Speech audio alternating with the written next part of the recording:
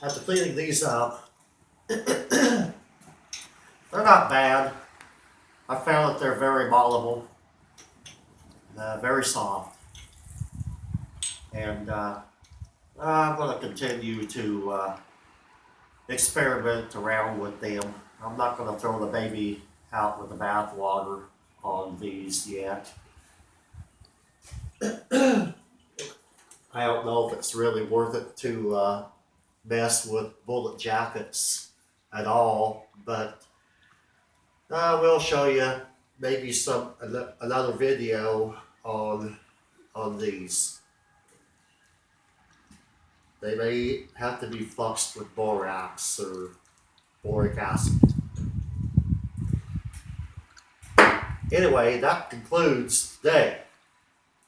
And we're going to shut down. And now tomorrow, we're going to do a little bit of brass. We never have done this before.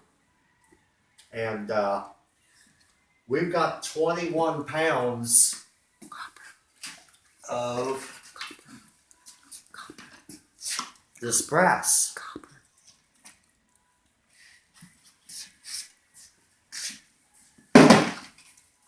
So that may be like 6 pours to get that rendered down.